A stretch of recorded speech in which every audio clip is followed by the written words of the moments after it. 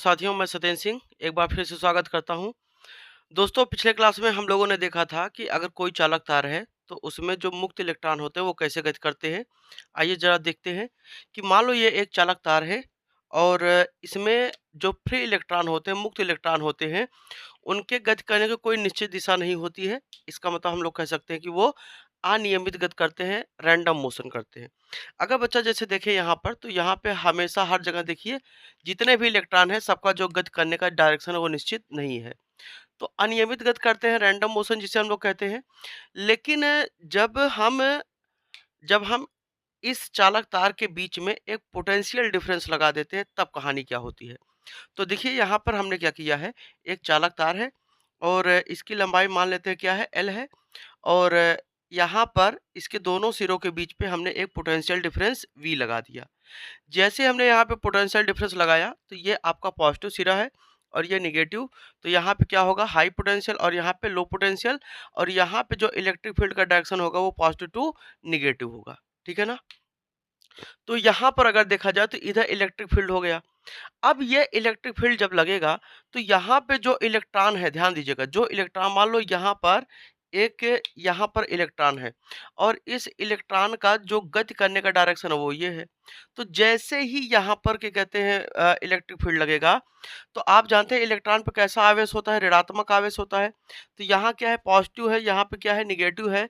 तो ये electric field में इस इलेक्ट्रॉन पर एक बल कार्य करेगा और जिसकी डायरेक्शन कहाँ होगी, माइनस से प्लस की हो। कारण क्या है कि मान लो अगर ये इलेक्ट्रिक फील्ड है बच्चा और यहाँ पर एक धनात्मक आवेश रखा है, तो अगर ये इलेक्ट्रिक फील्ड का डायरेक्शन है तो इसका मतलब इधर नेगेटिव सीधा और इधर क्या है, पॉजिटिव। इसका सीधा यही मतलब है। तो इस धनात्मक आवेश पर जो लगने वाला बल का दिशा होगा वो कहाँ होगा, इलेक्ट्रिक फील्ड की दिशा में। तो हम कह सकते हैं कि जब भी किसी इलेक्ट्रिक फील्ड में कोई धनात्मक आवेश उपस्थित होता है तो उस पर लगने वाले जो बल की दिशा होती है वो हमेशा इलेक्ट्रिक फील्ड के डायरेक्शन में होती है, वैद्युत क्षेत्र के दिशा में होती है। अब अगर बच्चा यहाँ पे हम लोग बात करें कि जैसे मान लीजिए कि अगर यहाँ पे हम क्या रख दें, ऋणात्मक आवेश रख दिया। तो जैसे हमने यहाँ ऋणात्मक आवेश रखा तो ये प्लस क्या करेगा, इस माइनस को अपनी ओर खींचेगा, अर्थात बल इधर लगेगा। तो हम ये भी कह सकते हैं कि अगर कोई इलेक्ट्रिक फील्ड है तो उसमें अगर ऋणात्मक आवेश रखा है तो उस पर लगने वाले बल की दिशा हमेशा वैद्युत क्षेत्र की दिशा के विपरीत दिशा में होगी। तो यहाँ पे कैसा आवेश है, ऋणात्मक, इलेक्ट्रॉन पे ऋणात्मक आवेश होता है। इलेक्ट्रिक फील्ड की डायरेक्शन इधर है, तो ऋणात्मक आवेश पर लगने वाला बल कहाँ लगेगा, तो इसका मतलब कि इलेक्ट्रॉन पे जो लगने वाला बल है वो इधर लगेगा। वो कितना लगेगा, F बराबर Q इंटू ई लगेगा। इतना बल इधर की दिशा में लगेगा। तो जब ये इलेक्ट्रॉन इधर, इसका मतलब ये क्या करेगा, जो अब तक ये इस डायरेक्शन में जा रहा था, अब बल लगेगा तो यहाँ पर ये इस डायरेक्शन में आएगा। इसका डायरेक्शन क्या होगा, चेंज होगा। क्या होगा, चेंज होगा। तो ये अब ऐसे हो गया, इसका डायरेक्शन क्या हो गया, ऐसे हो गया। और बल लगेगा आगे चल के, ये किधर घूमेगा, इधर। और कुछ समय बाद क्या हो जाएगा, इन इलेक्ट्रॉनों को एक निश्चित दिशा मिल जाएगी, किधर, इधर की ओर। समझ में आया। तो इसका मतलब कि जैसे ये इलेक्ट्रॉन है, पहले मान लो इस दिशा में जा रहा था, ये बल लगा तो वो ड्रिफ्ट कर गया, इधर घूमा, फिर बल लगा, फिर एक निश्चित दिशा पा लिया। कुछ समय बाद ये इलेक्ट्रॉन एक निश्चित डायरेक्शन में ऐसे गति करना शुरू कर देते हैं, ऐसे ऐसे गति करना शुरू कर देते हैं। तो जब ऐसे गति करना शुरू कर देते हैं, चूंकि आप जानते हैं कि जब ये इलेक्ट्रॉन रैंडम मोशन करते हैं तो इनका एक अपना निश्चित वेग होता है जिसे हम लोग U1 बोलते हैं, जिसे हम लोग तापीय वेग या ऊष्मीय वेग बोलते हैं। सभी इलेक्ट्रॉनों का जो क्या कहते हैं प्रारंभिक वेग होगा वो अलग अलग होगा। ठीक है ना। अगर ढेर सारे इलेक्ट्रॉन है तो सबका वेग क्या होगा, अलग अलग होगा। तो जब वेग अलग अलग होगा और यहाँ इलेक्ट्रॉन पे बल लग रहा है, तो आप जानते हैं इलेक्ट्रॉन में क्या होता है, त्वरण होता है। तो ये क्या करेगा, उसका वेग क्या करेगा, चेंज करेगा। तो वो एक उसको फिक्स वेग दे देता है, क्योंकि जब बल निश्चित होगा, इलेक्ट्रिक फील्ड निश्चित है तो बल भी निश्चित होगा। जब बल निश्चित होगा तो उसका एक निश्चित वेग हो जाएगा और उसी वेग को हम लोग क्या नाम देते हैं, अनुगमन वेग। और इलेक्ट्रॉन ऐसे चलने लगता है और इलेक्ट्रॉन जिस वेग से इस सर्किट में चलेगा वही क्या कहलाएगा, उसका अनुगमन वेग कहलाता है। आइए समझते हैं इसका परिभाषा क्या होगा। चालक में उपस्थित मुक्त इलेक्ट्रॉन, कोई चालक है उसमें जो मुक्त इलेक्ट्रॉन उपस्थित होते हैं, मुक्त इलेक्ट्रॉन वैद्युत क्षेत्र के प्रभाव में जिस सूक्ष्म नियत औसत वेग से, तो भाई सबका वेग क्या होता है, अलग अलग होता है। और जब यहाँ पे बल लग जाता है त्वरण के कारण, तो वहाँ पे क्या कहते हैं बल लगता है और उसके कारण जो त्वरण उत्पन्न होता है तो उससे एक इनको निश्चित वेग प्राप्त हो जाता है और उस वेग की एक निश्चित दिशा होती है। तो नियत औसत वेग से एक दिशा में गति करते हैं, उसे मुक्त इलेक्ट्रॉन का अपवाह वेग या अनुगमन वेग कहते हैं। तो हम कह सकते हैं कि जो अनुगमन वेग होता है उसी को हम लोग बच्चों अपवाह वेग भी बोलते हैं और इसे हम लोग किससे प्रदर्शित करते हैं, वीडी से रिप्रेजेंट करते हैं। तो हम कह सकते हैं कि जब कोई चालक तार के कहते हैं किसी ऐसे जब ध्यान दीजिएगा, जब कोई चालक तार है उस पे पोटेंशियल डिफरेंस नहीं लगा है तो उसमें जो इलेक्ट्रॉन होंगे वो हमेशा अनियमित गति करेंगे, ठीक है ना, रैंडम मोशन करेंगे। लेकिन जब उनके सिरों के बीच पोटेंशियल डिफरेंस दे दिया जाता है तो उनके गति करने की एक दिशा निश्चित हो जाती है और वो जिस वेग से गति करते हैं उसी वेग को हम लोग क्या बोलते हैं, ड्रिफ्ट वेलोसिटी कहते हैं, ठीक है ना। और अगर इसका मान देखा जाए तो बच्चा वो लगभग 10 की घात -4 मीटर पर सेकंड के लगभग में होता है, ठीक है ना। ये बच्चा किसके बारे में था, अनुगमन वेग के बारे में था। अब अनुगमन वेग के बाद हम लोग यहाँ पर एक चीज और देखेंगे, क्या, ध्यान दीजिएगा। यहाँ पर अनुगमन वेग जब हम लोग देख लिए तो यहाँ पर हम लोग देखेंगे कि अनुगमन वेग और धारा के बीच में संबंध कैसा होता है। तो यहाँ पर हम लोगों को यही चीज देखना है कि अनुगमन वेग और धारा के बीच में रिलेशन क्या होता है। अच्छा ध्यान दीजिएगा, अनुगमन वेग है तो अनुगमन वेग का जो मात्रक होगा वो बच्चा क्या होगा, मीटर प्रति सेकंड। देखो वेग चाहे जो भी हो उसका जो मात्रक होगा वो हमेशा क्या होगा, मीटर प्रति सेकंड, ठीक है ना, फिक्स रहेगा, यूनिट हमेशा फिक्स रहेगा। अब आओ बच्चा देखते हैं यहाँ पे सबसे पहले अपवाह वेग और धारा के बीच में रिलेशन क्या होता है, क्या रिलेशन होता है, संबंध क्या होता है। चलिए, तो यहाँ पर हेडिंग बनाएंगे अपवाह वेग तथा धारा के बीच में संबंध।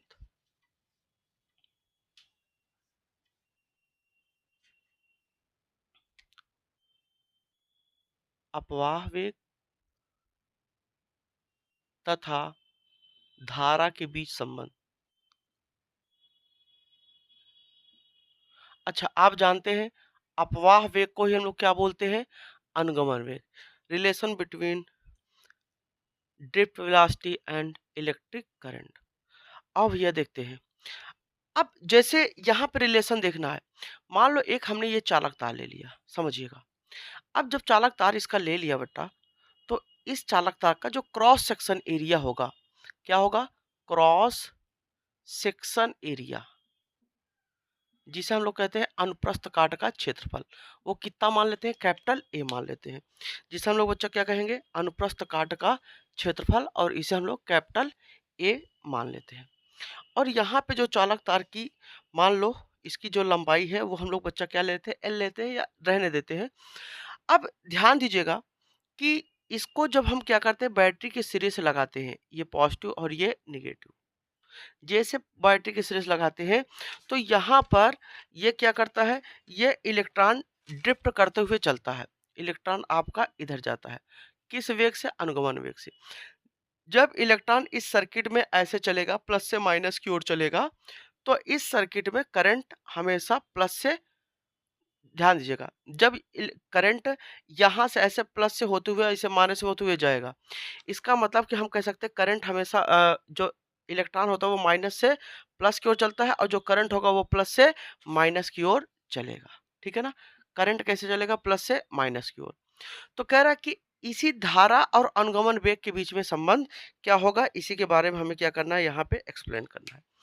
आ यार बच्चा देखते हैं, मान लो इस चालक तार का एक क्रॉस सेक्शन ये हो गया, यहाँ से एक छोटा सा हमने लेंथ कवर किया, ठीक है ना, एक छोटा सा हमने लेंथ कवर किया इस चालक तार का, और मान लो इसकी लंबाई बच्चा कितनी हो गई, एक्स हो गई, और इसका क्रॉस सेक्शन एरिया तो ए ही होगा ना, कितना होगा, ए होगा।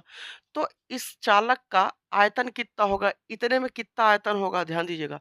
अगर इसका आयतन की बात करें, वॉल्यूम की बात करें, तो आप जानते हैं ये लंबाई है, ये क्या है, क्षेत्रफल, तो क्या हो जाएगा, एरिया इंटू लेंथ हो जाएगा, एरिया इंटू लेंथ।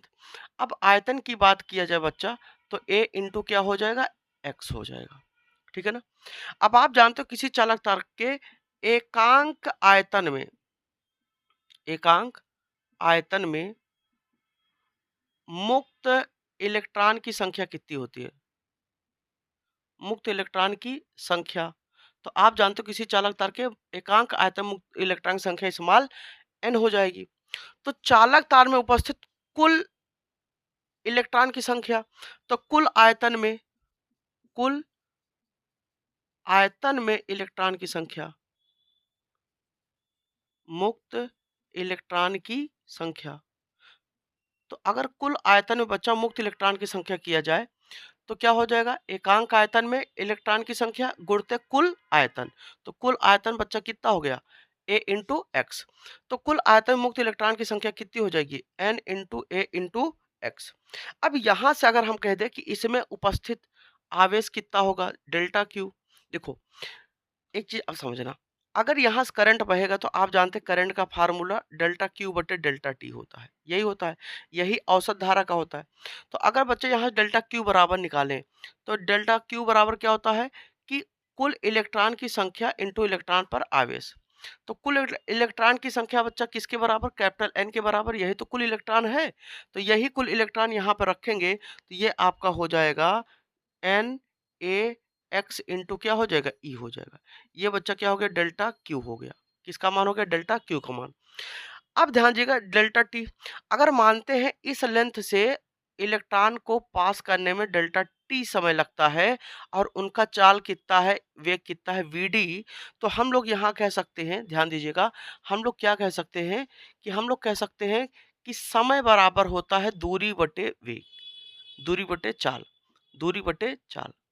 अब समय डेल्टा टी है बच्चा, तो यहाँ पे दूरी कितना है? एक्स है, और चाल या वेग कितना है? वीडी है। इलेक्ट्रॉन का जो चाल या वेग है वो कितना है? वीडी है। तो यहाँ से अगर बच्चा हम लोग क्या करें, इस वैल्यू को रखें तो एन ए एक्स इंटू ई अपान इसका मान एक्स अपान क्या हो जाएगा? वीडी। और ये आपका यहाँ पर जाएगा, तो यहाँ से बच्चा आपका ये क्या बन गया? ध्यान दीजिएगा, ये बन गया एन ए एक्स ई अपान, और सॉरी यहाँ पे वीडी भी रहेगा क्योंकि वीडी यहाँ जाएगा, और ये एक्स से एक्स कट गया तो बच्चा आई बराबर क्या हुआ? एन ई ए वीडी। क्या हो गया? एन ई ए वीडी। समझ में आया या नहीं? तो एन ई ए क्या हो जाएगा? वीडी हो जाएगा। तो यहाँ से अगर हम देखें धारा और अनुगमन वेग के बीच जो रिलेशन होता है वो आपका यही होता है, आई बराबर एन ई ए वीडी। अब यहाँ से अगर हम कहें कि वीडी बराबर क्या होगा, तो आई अपान एन ई ए, ये आपका अनुगमन वेग का क्या हो गया बच्चा? फार्मूला हो गया। समझ में आ गया कि नहीं? ये क्या हो गया? अनुगमन वेग का फार्मूला हो गया। ठीक है ना? तो अपवाह वेग तथा धारा के बीच में क्या रिलेशन होता है बच्चा? यही होता है। और इस फार्मूले में ध्यान दीजिएगा, जब इस फार्मूले में हम बात करते हैं कि आई क्या है, तो हम लोग कह सकते हैं वैद्युत धारा है। ठीक है ना? अगर हम बात करें आई क्या है, तो हम लोग बच्चा क्या कहेंगे? वैद्युत धारा है। ई क्या है? इलेक्ट्रॉन पर उपस्थित आवेश का मान। ठीक है ना?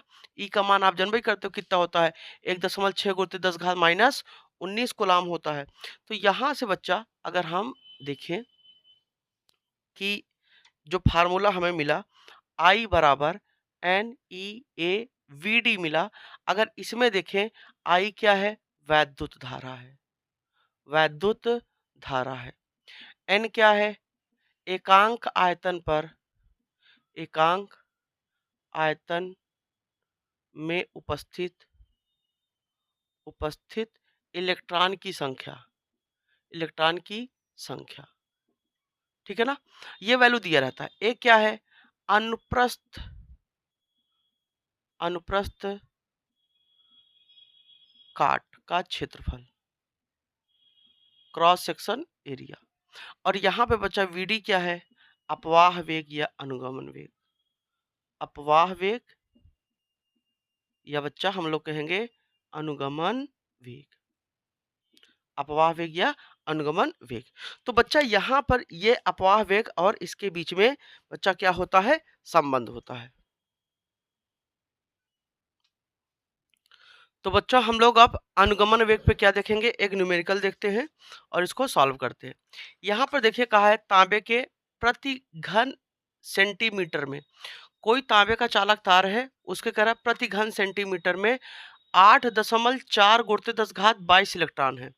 तो देखो यार भाई, अब तक आप लोग क्या देखते थे, एन एन क्या है, एकांक आयतन में उपस्थित मुक्त इलेक्ट्रॉनों की संख्या, या हम लोग कह सकते थे प्रति मीटर क्यूब आयतन में। अब यहीं पे इसे क्या कहा दिया गया है, प्रति सेंटीमीटर क्यूब। इसी को हम लोग क्या कहेंगे, प्रति घन सेंटीमीटर। तो हम लोग कहेंगे प्रति घन सेंटीमीटर में कितने इलेक्ट्रॉन है, इतने हैं। तो पहला नंबर आपको इसको चेंज करना आना चाहिए। कैसे चेंज करेंगे, प्रति का मतलब होता है 1/, सेंटीमीटर क्यूब, इसको हम लोग ऐसे पढ़ते हैं, सेंटीमीटर क्यूब। अब आप जानते हैं कि 1 सेंटीमीटर में 10 घात -2 क्या होता है, मीटर। तो यहाँ क्यूब है तो आप क्या लगा देंगे, क्यूब। तो जब इसको चेंज करेंगे तो 1/, क्या हो जाएगा, 10 की घात -6 मीटर क्यूब।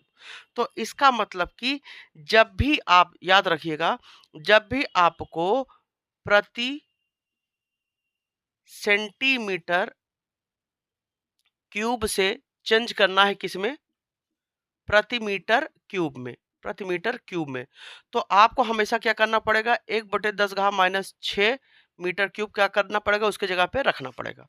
आइए देखते हैं। अब अगर इसको सॉल्व करते हैं, जब यहाँ पे चेंज करेंगे तो ये वैल्यू आपके बहुत काम में आएगा, हेल्प करेगा। तो यहाँ से बच्चा हम लोग लेते हैं कि n का मान दिया है 8.4 गुणित 10 की घात कितना, 22।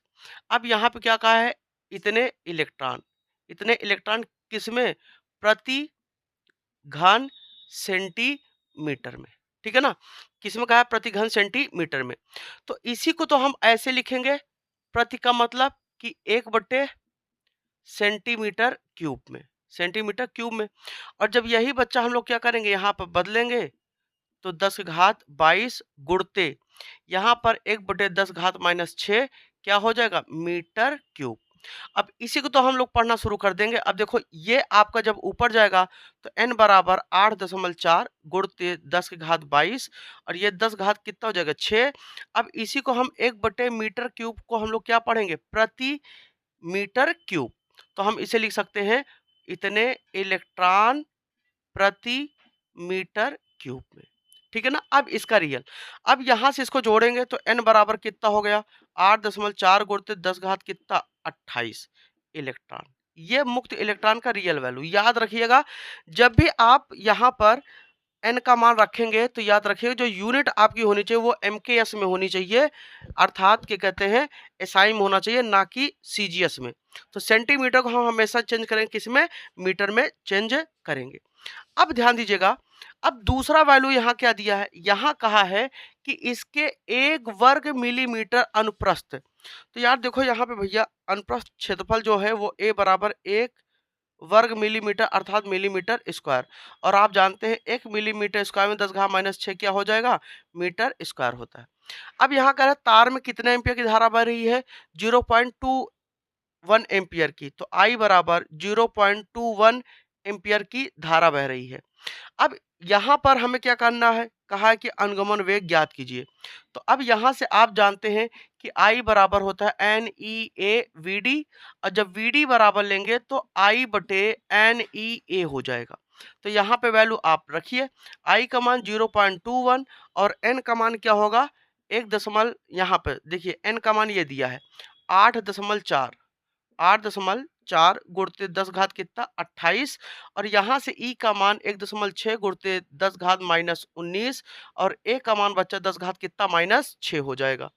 अब यहाँ से हम लोग क्या कर सकते हैं कि ये जो आपका 0.21 है, हम लोग इसको 21 गुणित 10 घात -2 एम्पियर भी लिख सकते हैं। दशमलव जब हटाएंगे तो नीचे 100 आएगा, और 100 को हम चेंज करेंगे 10 की घात 2 में, और ऊपर ले जाएंगे क्या हो जाएगा, 10 घात -2 हो जाएगा। तो हम यहाँ पर इसकी जगह क्या रख सकते हैं, 21 गुणित 10 की घात -2 हो जाएगा, ठीक है ना। अब यहाँ से क्या करते हैं कि जब हम यहाँ पर 8.4 और 1.6 का गुणा करेंगे तो यहाँ पर ये आपका 21 गुणित 10 घात -2 है ही, जब इसका गुणा करेंगे तो ये 13.44 के करीब में आएगा। और यहाँ देखिए 19 6 कितना हो जाएगा, 25, और 28 में जब 10 घात -25 घटाओगे कितना बचेगा, 10 घात कितना बचेगा, 3 बचेगा। अब जब आप इससे इसमें भाग दोगे, 21 में 13 4 से जब भाग दोगे तो ये बच्चा आपका आएगा लगभग 1.56 आएगा। तो जब आप इससे इसमें भाग देंगे तो 1.56 आएगा और ये 10 घात -2 है और ये ऊपर गया 10 घात कितना -3 और यहाँ से जब वैल्यू आप लेंगे इसको ऐड करेंगे तो 1.56 गुणित 10 घात कितना हो जाएगा -5 और आप जानते हैं अनुगमन वेग का जो मात्रक होता है वो क्या होता है मीटर प्रति सेकंड होता है। ठीक है ना? तो ये चीज़ बच्चा क्या कहते हैं आपका पहला सवाल था अनुगमन वेग पर। अब तक हम लोगों ने इस चैप्टर में टोटल 10 सवाल हम लोगों ने देखा है और जितने सवाल बच्चा हम लोगों ने देखा है सब के सब क्या है आपके यूपी बोर्ड के एग्जाम में आए हुए हैं। आइए सेकंड नंबर क्वेश्चन देखते हैं। इसमें कहा है कि तांबे के तार में तो यहाँ पे भी क्या है कॉपर वायर लिया गया है। कह रहा है कि जिसका परिच्छेद क्षेत्रफल 1 मिलीमीटर स्क्वायर है। तो परिच्छेद क्षेत्रफल का बच्चा मतलब होता है कि उसके अनुप्रस्थ काट का क्षेत्रफल और आप जानते हैं कि जो अनुप्रस्थ काट का क्षेत्रफल होता है उससे हम लोग किससे रिप्रेजेंट करते हैं या डिनोट करते हैं कैपिटल ए से। तो यहाँ से अगर देखा जाए बच्चा तो जो हमें ए की वैल्यू है वो कितना मिला है 1 मिलीमीटर स्क्वायर। तो बच्चा एरिया क्या हो जाएगा 1 मिलीमीटर स्क्वायर और आप जानते हैं इसको चेंज करेंगे 10 घात -6 मीटर स्क्वायर हो जाएगा।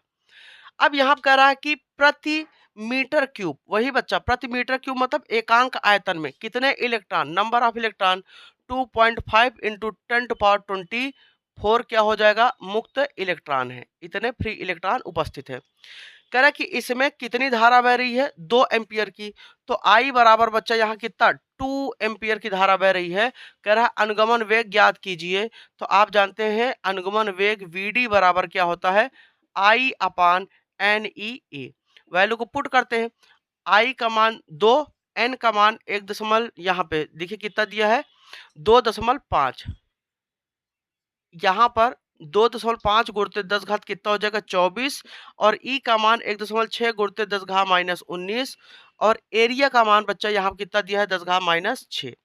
अब यहाँ से बच्चा जब हम क्या करेंगे इसका यहाँ पर गुणा करेंगे 2.5 का और 1.6 का जब बच्चा यहाँ गुणा करेंगे तो ये जो वैल्यू मिलेगी वो आपको मिल जाएगी यहाँ पर जब इसका गुणा करेंगे तो ये आपको मिल जाएगा कितना 4 और यहाँ से 19 से क्या हो जाएगा 25 तो यहाँ पे 10 का घात कितना 24 और ये 10 घात कितना -25 और जब घटाएंगे तो 2 बटे कितना हो जाएगा 4 और ये घटा देंगे 10 घात कितना -1। अगर इसको काटे तो कितना हो जाएगा 2 बार जाएगा तो 1/2 गुणते ये ऊपर जाएगा क्या हो जाएगा 10 और इसे काटेंगे कितना आएगा 5।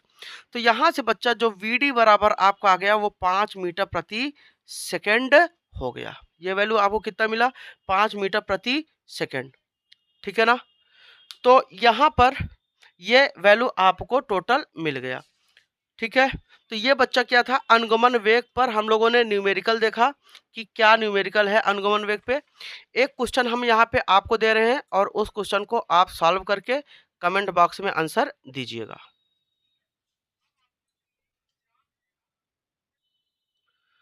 तो बच्चों ये एक सवाल है अनुगमन वेग पर ही है जिसमें कहा है तार में धारा घनत्व और अनुगमन वेग का मान ज्ञात करना है।